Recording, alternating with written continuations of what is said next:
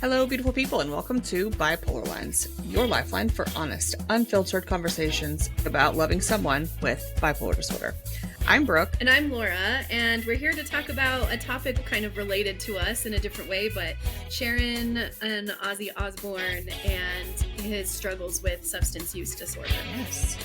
I am not very familiar with that dynamic, their relationship, so I am looking forward to you telling me all about it and us having that conversation. Some scrolling TikToks on the subject. Yeah. I got an algorithm, I guess. It hit your FYP for sure. Well, before we dive into that, let's check in. How are things going, Laura? Things are going okay. I still feel like something's off with him, but he is still sleeping.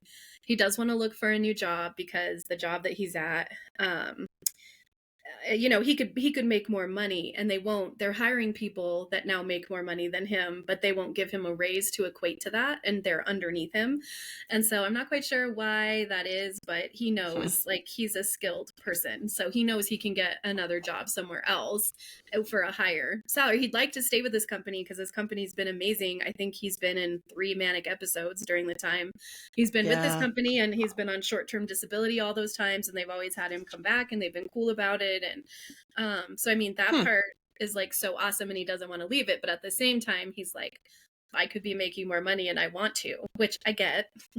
But then that also is a major life event, and we all know major life events with bipolar disorder. Not that he's never not handled a major life event without a manic episode. He has, like, both births of my children didn't have one, but it just makes me nervous. So, I mean, there's nothing I can really pinpoint except, I don't know. It could just be my anxiety. So I'm trying not to say anything because if I say anything, anxiety does make it worse. And I know that, but yeah, anyway. Well, and he also has the separate physical medicine problem of having diabetes. So yes, there's that element on top of his mental health, and it does factor into his mood states. And that's what you all are also navigating. So you're not just looking at mentally. It's so weird because he just got put on a higher, like, I forget why you get on Mounjaro or Ozempic for diabetes, like A1C levels. That sounds right. So they need to get his A1C, which is why he's taking it. But this man always cooked. Like, if you remember, he would cook us Sunday morning breakfast. Yes. He did Sunday dinner. Like, he would cook all throughout the week. Well, he's not hungry, which not only decreases his motivation to eat, but also to cook. And so I feel like it's such a hippo. I mean, like, he will not eat like a whole day and then have like, I don't know, like a half a sandwich, and that's it for the whole day. Like, so that's weird. So that's weird and new too. I mean, maybe that's adding to my sense of like, things seem so weird. Yeah. Yeah. I mean, definitely that medication can cause all sorts of responses and reactions, but that's not necessarily uncommon. As you know, I work in HR in the benefits world and mainly accounting, but I hear a lot of conversations from employees about their Mounjaro, Wegovy, and a lot of it is that. And with not having those nutrients coming in, you don't have as much energy. Like you're losing the weight, but you don't have the energy to get up and do the things because your body's not burning those calories in the same ways. So like, I think that absolutely plays a part. Yeah. So it's been weird, and I don't know. But other that's it. How about you? Yeah. Well, let's see. The last time we talked, I told you we were gonna sell our house, and so we are. Yes, another major life event. But you weren't worried about this as much as I am. Yeah. I might be more worried because of the work. I didn't necessarily think about this part, but the work that we need to have done is causing some feelings. Not episodes yet. Keyword yet. But knock on wood, not yet. Yeah. Not ever. Not yet, not ever. But I think because he is so focused on wanting to find the way out that it may not be an issue. So we'll see. Yeah. We'll see. I'll add a new caveat to the conversation, which is like, I turned 40 in May, and I know for sure now I'm officially having, perimenopause type feelings, symptoms. Oh, fun. I'm so excited. So excited. But Mom, if you're listening, stop, pause, come back in 5-10 minutes, okay? Um, because I'll be real, like the the the idea, the thought process behind sex and intimacy, it's missing. It's Mm, missing it up here. yeah. I don't think about it. I don't, it's not part of the conversation. And of course that's caused Jeremy to feel some type of way, which I get it. And I've tried to, I've communicated to him numerous times, like, this has nothing to do with you. This has everything to do Yeah. with me, Yeah. But of course, still he feels rejected. He feels, like he's not loved or wanted. And so Mm, I'm trying to navigate that, but for the good of the group, because I think likely a lot of people have gone through this, like for people who have major depressive episodes, you can't really have an active sex life when your person is continuously dealing with depression. So for years prior to him being diagnosed, it was me initiating some level of intimacy and getting rejected over and over and over mm, and over again for months at a time. And those months turned to years. Okay. To the point where I was like, I'm done. I yeah. can no longer be the one to initiate. Like, I refuse. Yeah. If you want that, you have to initiate it, because I can't feel that way. Yeah. That was 10 years ago. Okay. And that has been our setup, because it's just what worked for us, because I couldn't do it anymore. Yeah. Now he's still doing initiating, and I'm like, no. And I hate it, but I'm like, no. Like, I know. hot flash, or I'm going to throw up, or, all the things. So we had a pretty big blow up argument about this a couple days ago, and it didn't go well. And I know he was feeling big feelings, but he wasn't in an episode, so he has to be accountable for those feelings. He has to be accountable for what he said, and all of those things. And it's just hard, because this is where I think a lot of people sit. I don't want to say the things that will trigger him into an episode, Yeah. but I Hmm. also know those things I can say are true. I Yeah. wouldn't just be saying them out of anger. I know the Yeah. things I could say would obviously do that. So it's just that, that balance where I'm just trying to communicate that. And also, I'll just also say this, like, I had to have that conversation with him where I'm like, look, I had to learn empathy and understanding, and I had to educate myself about what you were going through to understand that you rejecting me wasn't about me. Yeah. Even though you could tell me it's not you, babe, it's me. We're human. We're going to Yeah. feel we're going to feel it. So, like, I had to put in the work to understand these things. I need you to show me that same respect. I need you to understand this isn't just like, I'm not interested in you anymore. It has nothing to do with that. Yeah. Put in the Totally. work, see what's happening, understand Totally. it, so that you can separate me from it, because it's not how Totally. I feel. Yeah. He didn't really like that. He was like, "Oh, great. So now it's about my bipolar." No. Oh, What, no, not at all. no. you Yeah. know. So, He needs to get that just on his FYP page. Cody sends me funny TikToks on perimenopause all the time. that's funny. He actually just sent one to me last night, and I got it this morning, and I wrote him back, and I'm like, I don't know what you're talking about. I am a perfect angel to you all the time, All the time. which is obviously sarcasm. But like yeah, but Cody doesn't also have borderline.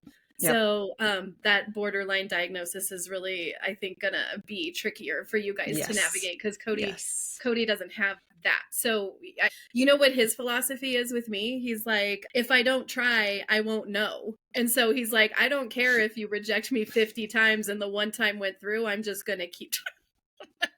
I mean, that's persistence. Way to be persistent, Cody. I like it.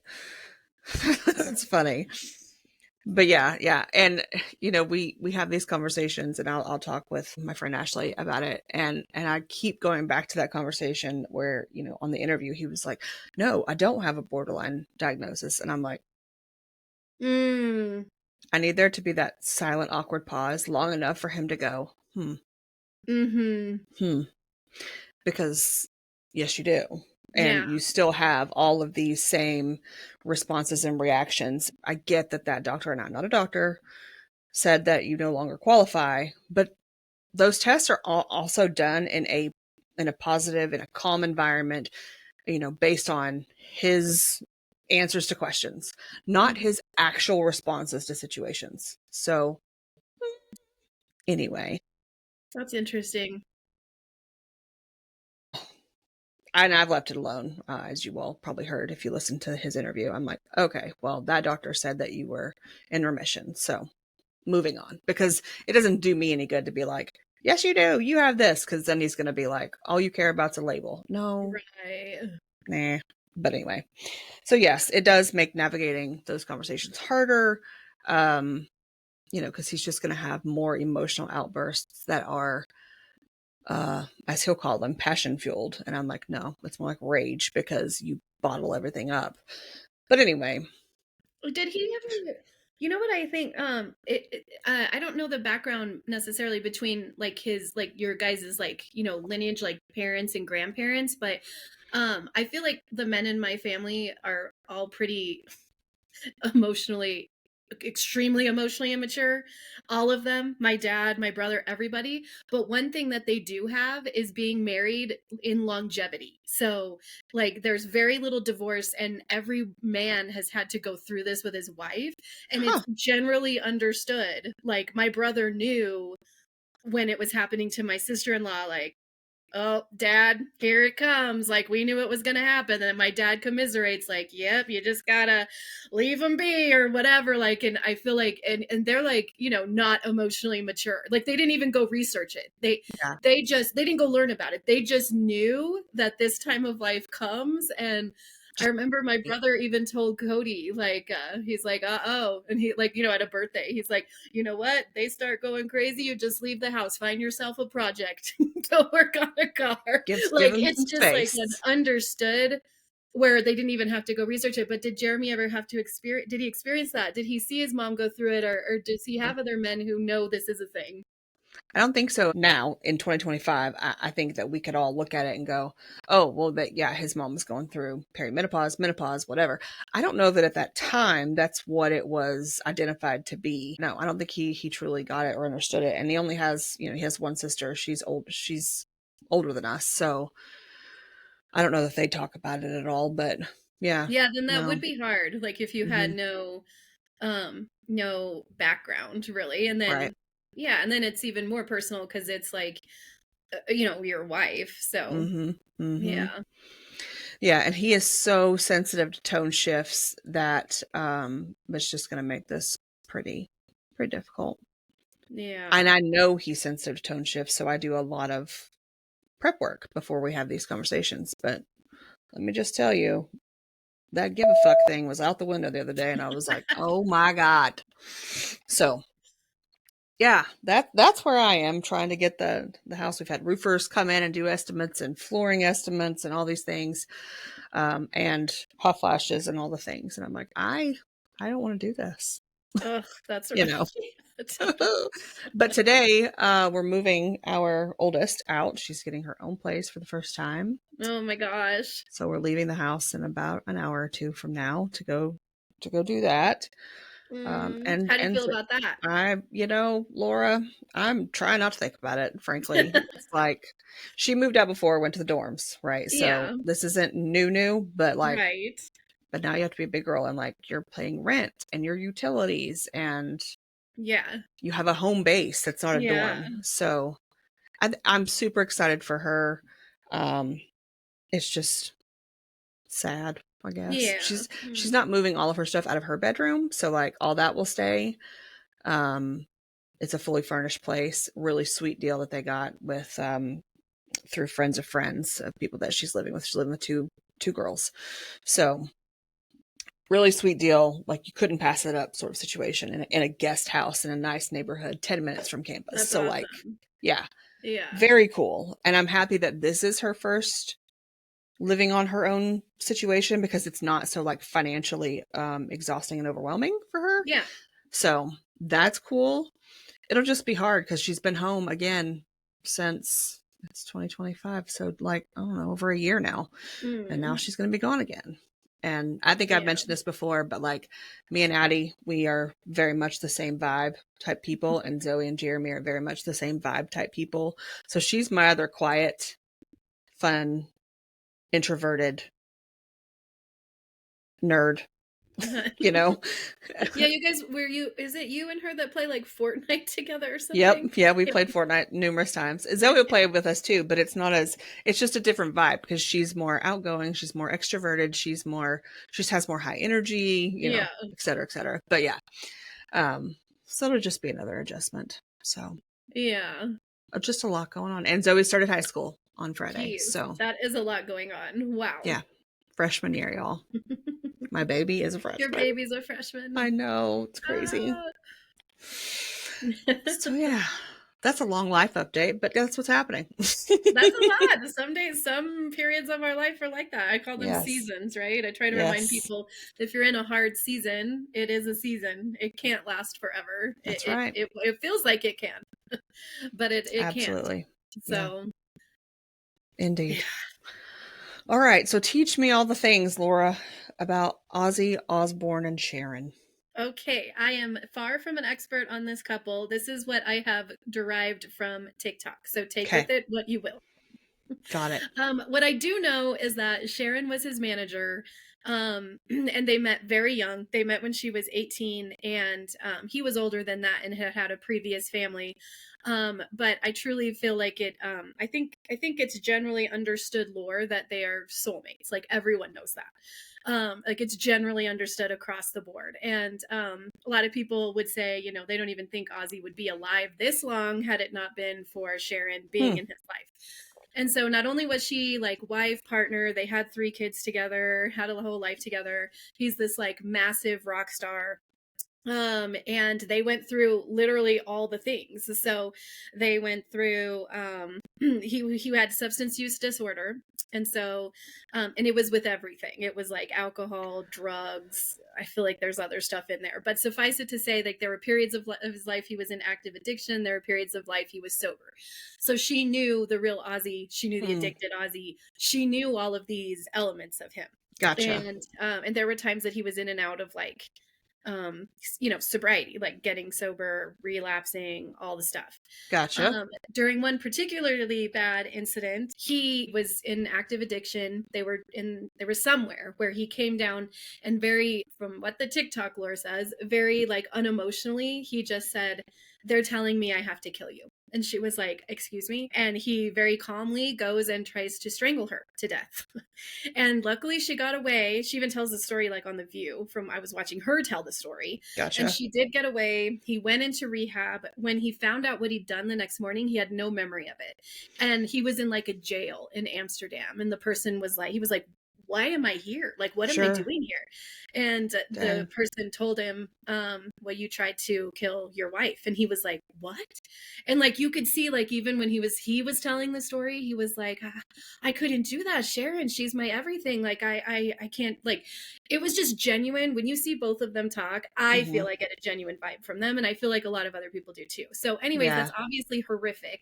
And then Sure. people, of course, would be like, "How would you go back to that?" Like no, like how crazy do you have to be to go back to that? And it wasn't just like they moved back in together the next day, or like it was a period of time where he had to go get sober and go to rehab, and then he had all the legal stuff around it, and he did. But it was like stories like that. Or another story was he had an affair with his hairdresser. This was later in life too. I think they had grown kids. She even says he would have kept it going, but she found text messages on his phone, and he came clean. And then people again are like, "How could you stay with him through that?" It's like when you have an addictive personality, if you either understand it or you don't. So it was like another. He even said, because he said, "I love Sharon. Like I didn't love those women. Like, I don't even care about those women. Sharon's my everything." And Hmm. they're like, the interviewer's like, "Well, why did you do it?" And he's like, "I don't know. It's like another hit to my brain. It's like a dopamine hit." And, like it's like with anything else that I've been addicted to, drugs Hmm. or this or that or etc. So, anyways, all that suffice it to say, I feel like, our audience, people on my TikTok deal with a lot of this, but it's Yep. because of bipolar. And you could have a potential substance use disorder comorbidity, but I feel like a Yep. lot of people deal with this, and it causes family to ask those same questions, like, what the hell are you going back to this person for? Like, they're abusive, they've cheated Yeah. on you, like all the things. The reason maybe I was binging this content is because it was resonating in the sense that I believe Sharon understood how to separate her person, which was Ozzy Sure. Osbourne, from his substance use disorder, from, and not even substance use disorder, just even addictive personality. Like, she loved him for who he truly was, like, and she could separate it. That's what I believe. And so, yeah, I was asking you about it, and you didn't know Yeah. much about Sharon and Ozzy, but I was like, oh, like the content just kind of, not because Cody's done anything even near Yeah, yeah, yeah. But those there's two. correlations. There's for Yeah, sure exactly. correlations. There's like Yeah. correlations. And so, and certainly I don't advocate for abuse, and neither would she. No. Like, that's an immediate boundary. You got to keep yourself safe. You got to get out of situations like that. You have to put in, so that was the other thing too. I mean, like I said, she didn't just go back after these instances. It was like, you need a plan. You need to stay sober. If you want me back, you need to do X, Y, and Z. And then Yeah. he would do Mm-hmm. X, Y, and Z because he did want her back. Yep. So anyways, And then, of you course, never, with episodes of bipolar disorder, we can see that correlation in relapsing with substance use disorder. yes. So that makes sense. Like, after all of these episodes, as our listeners may get the same sort of comments, and we've talked about this briefly before, but like, you can't just keep going back, or why do you let him walk all over you, or why do you let her step out on you all the time, or whatever. Yeah, I can definitely see that correlation for sure, because people with substance use disorder will have periods and they will relapse, and then they'll have to go through the paces again, and then there's boundaries. So yeah, I knew of the couple, obviously. I just didn't know the ins and outs of like what they went through. There's a radio show host, maybe he's a podcaster now, that one guy that I've always confused him with in my mind. Real long hair, big glasses. He's not Oh, Ozzy. Howard Stern. Thank you. Every time in my mind somebody says Ozzy, I see Howard Stern. But clearly I haven't paid enough attention enough to care and separate them. So I'm always like, wait, who is this? Who are we talking about? But yeah. I feel Yeah. like I knew of them. I'm not a fan of his music. Yeah. That genre is not for me. Right. But I knew of them because I feel like for some reason they had, well, not for some reason, but I was watching it, and I don't tend to watch TV. This was before, I guess we had like TikToks and stuff, but they had a show called Meet the Osbournes, and it was a reality show, like when all those reality shows started Yes. becoming popular. And I remember watching it, and I can't remember Mm-hmm. if I was watching it because I liked it or if maybe Cody had it on. But I remember the thing that always struck me throughout every episode is how dependent this rock star seemed to be on Sharon.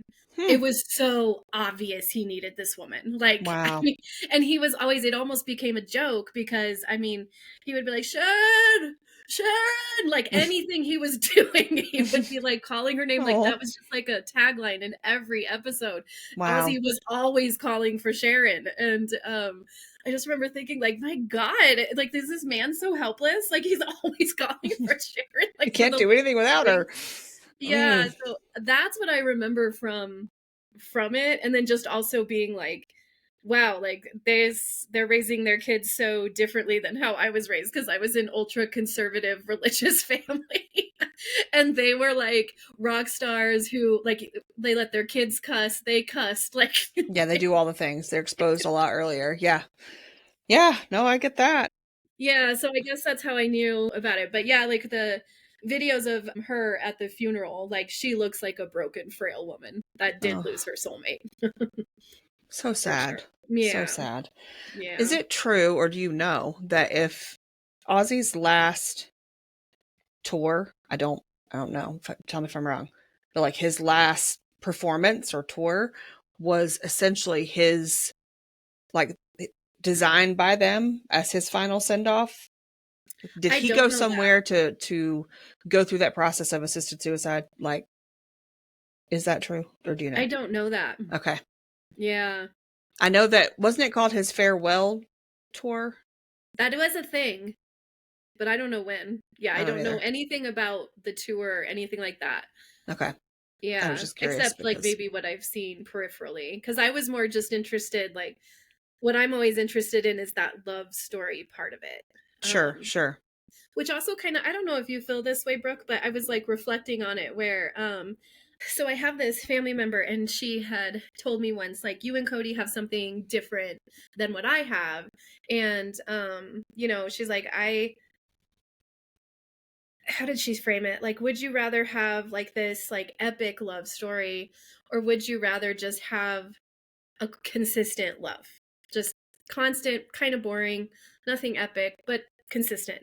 And it like got me thinking like like I think that I don't know, like maybe I always like want I don't want bipolar. That's not what I'm saying, but I got it in my head at a young age that epic love was this intense amazing experience, and heartache, it had to include that, otherwise it Hmm. wasn't this like epic love. Intense. And I'll tell you why I think I got this in my head.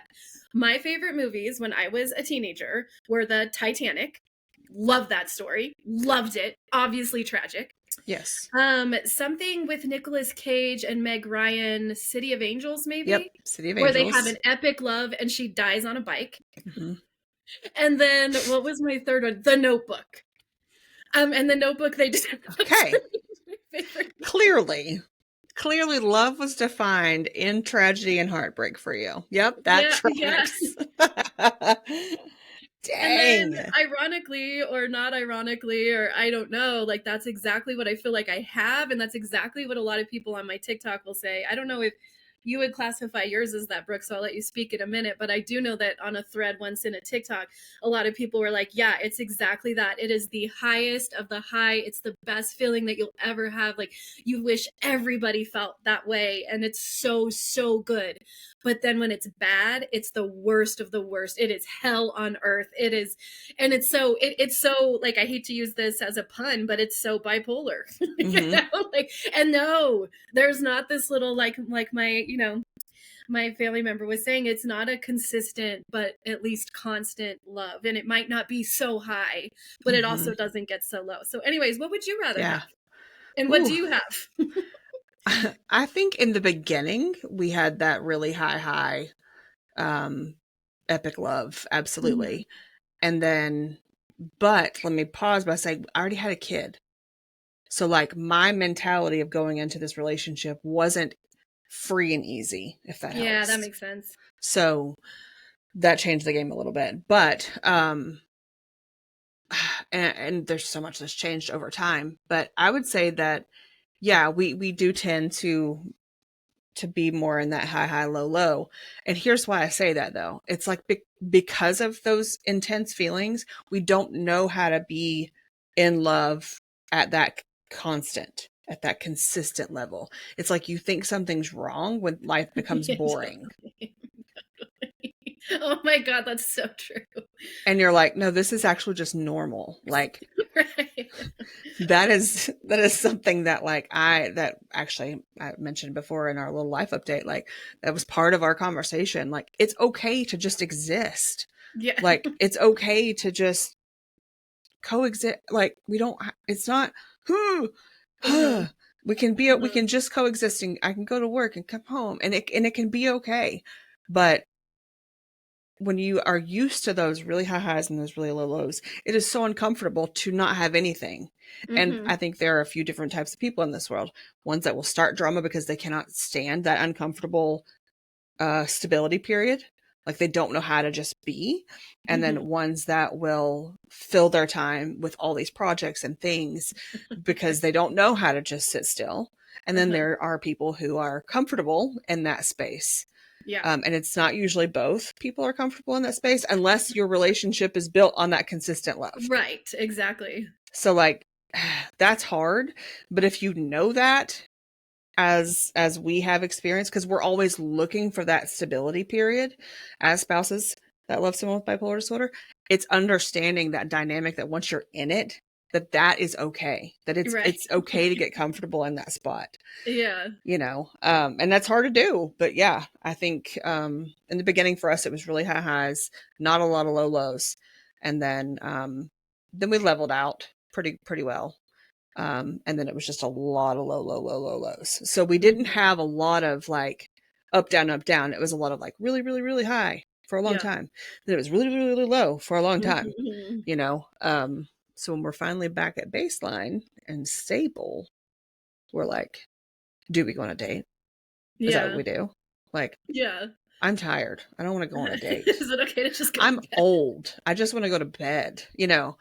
Yeah. And my husband, he may have said this on the interview one, but like, y'all, he would be in bed at 7:30.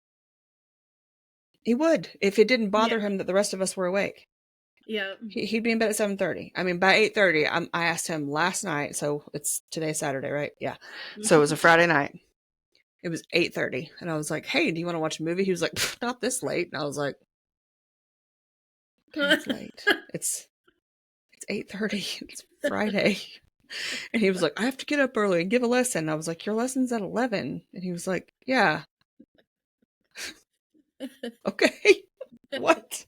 So he goes to bed super early, but I will say that's one of those things, and I'll wrap it up here. But like that sleep schedule is super important, and when he doesn't stick to it, he feels it, and it does impact his mood state. So I want to be supportive, but also like I don't get home till 6:15 from work. Like, so you're gonna be in bed 2 hours later? Cool, Right. Yeah. you Yeah. know. So anyway, that Yeah, was a I was squirrel just moment. asking about that because that's how I feel like I don't know, like I can tend to be really woo-woo, and I don't talk about it in Woo!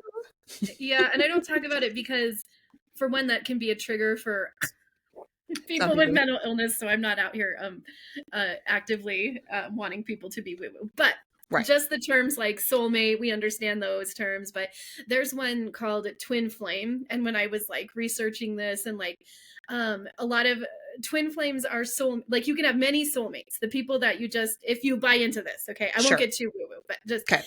you can have many soulmates, and soulmates are just people that like you click with, like you were meant to meet and Like do us. something like us, exactly, like we're serving like the same purpose, we just like clicked, we like exactly. So it doesn't have to be like an intimate partner, but the idea of a twin flame would be an intimate partner. Okay. But and you're here to teach each other, like yeah, and most twin flames according to the lore or what I've read can't stay together. They don't stay together. It's too contentious. You're too fighting all the time because you're showing each other's faults, but in doing that, you are improving yourself because they're Hmm. calling out in you. Anyway, Cody and I both kind of glommed onto that, so we would consider each other a twin flame, but we also understand it's very hard. Yeah, like because of all of this, it is hard to it would be hard to stay together. So similar to Sharon and Ozzy, it's like they went through all of that, but most people look at Sharon and go, "Hell no, woman." Mm-hmm. Like, Mm-hmm. hell to Why did you fucking do no. that to yourself? Yeah. Right? Why did you do that to yourself? Mm-hmm. And most people would have, maybe not most, but many people, the Yeah. criticism is she should have left. But Yeah. But I yeah. think that comes from that place of like, obviously a lack of understanding and knowledge, because you hear stories, and obviously your emotions are based on your own perception. So like, whatever they've experienced in life or their closest relatives or friends, whatever. And they think it's more of that abusive, toxic relationship. It's not like Ozzy was intentionally setting out to try to kill, hurt, or abuse his wife. Hmm. He was suffering from substance use disorder. My husband is not intentionally setting out to abuse, hurt, or emotionally violate me, right? Like, Yeah. that's not him. That's not his goal. That's the illness. So, And people also assume that it happens all the time and that things yes. that happen that come to the surface that must have just bubbled up to the surface and now they're seeing the inner workings of our relationship and that must always be that is Hmm. not happening ever. Right. So he's like super respectful. He's even keel. He doesn't yell. He doesn't like conflict. He doesn't even complain about like work or traffic. Like he doesn't even live in that space. So like Yeah. what they see when he's manic and out of control is like they're like, oh my god, like she's been being abusive. No, like Yeah. that is a bubble to the surface relapse bipolar Right. episode, which we're making the argument, and you can obviously agree or disagree with us, but we're making the argument that a similar thing happens with substance use disorder. Yes. Yeah. Very much so. And it's that whole conversation. I think there's so much positive about social media that can be positive, for sure. But it's things like people grab a hold or they latch on to very specific parts and pieces of, whatever the conversation is or whatever video they watch. But specifically this one, it rings true to me in this conversation. They're doing this in public. Imagine what they do behind closed doors. Right. Exactly. That's what they think. Yep. And we're like, no. Yeah. I mean, yes, there are situations where that can happen.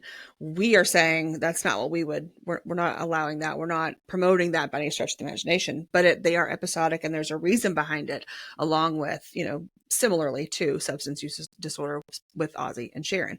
And yeah, I can see where you were reeled into this conversation or the reality show or the storyline, because it is a similar step as the life you live. So that makes sense to me. I would be curious to know how she handled certain things, because we can always learn and grow. I think also watching other people enforce boundaries, watching other people navigate when their loved one is sick with a mental illness episode or situation. I don't want to dramatize it and I don't want to glamorize it. But there is a lot to be learned for the general population that doesn't live that life, if they would just pay attention. Yeah. If they would just pay attention just a little bit. Totally. Yeah. So that's it. That's the thing. That's the story. That's what I've been watching, and I just thought it was so interesting drawing those parallels. Absolutely. I agree. Yeah. I'm glad you brought it up. So yeah, to all of our listeners, if our show speaks to you, please be sure to like, subscribe, follow us on whatever platform you're listening or watching us, because we are on YouTube, BipolarLines Pod. We do have a Facebook group, again, BipolarLines Pod. It's a private group, so feel free to post, and you can post anonymously if you so choose, but it is a great space. Look for support, guidance, advice, read comments about what other people are doing or other experiences they're having. That group is continuously growing, and it's not unmanageable, which is fantastic. Yeah, I agree. Yeah, well, you can find me on TikTok too at the BP Spouse. Yes, and I'm on there at break_the stigma. Drop episodes every other week on Wednesdays. And is that it? Did we cover everything? I think so. Thanks for showing up for your person, as always, and we will see you next time. See you next time.